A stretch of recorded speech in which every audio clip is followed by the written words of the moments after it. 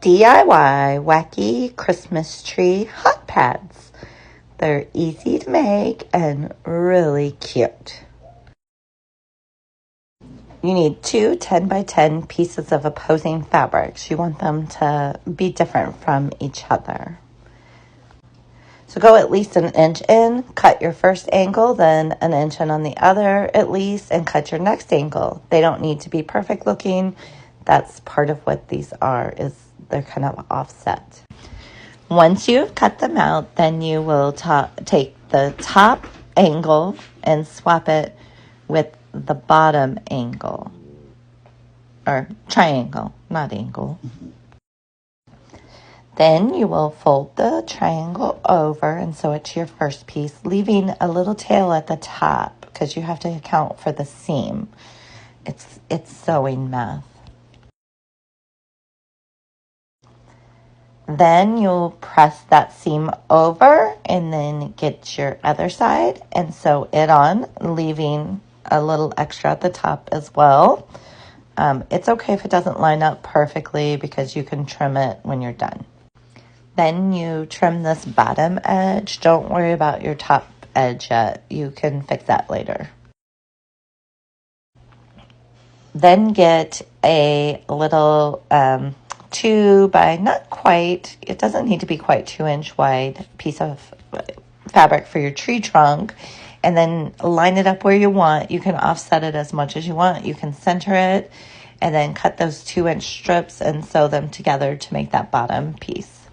Then just attach that piece to the bottom of your tree.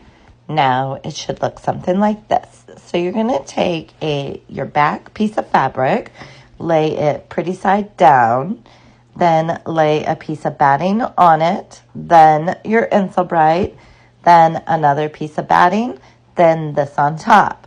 Now that is a really thick hot pad, so it's 3 layers. If you don't have the Insul Bright, just do 2 things of batting, or you can do 1 Insul Bright and 1 batting, but I like these to be really thick, so I do the 3. And I am doing spray basting for each layer to make sure it doesn't move around while I'm sewing it.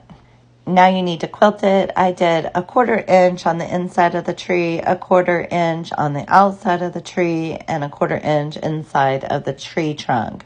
You can quilt it however you like. You just need to add some quilting to it to make sure all those layers you've stacked together stay together.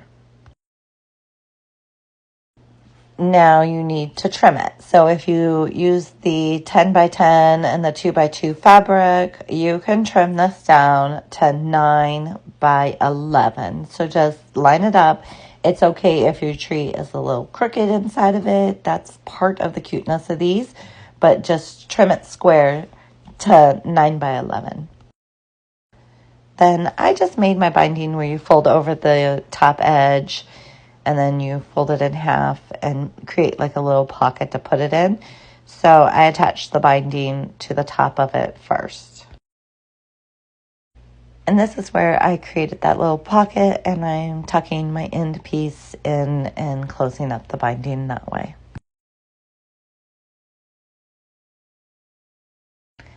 I iron the top part of the binding to make sure that it's all pulled out real good, to make it easier to fold around to the back.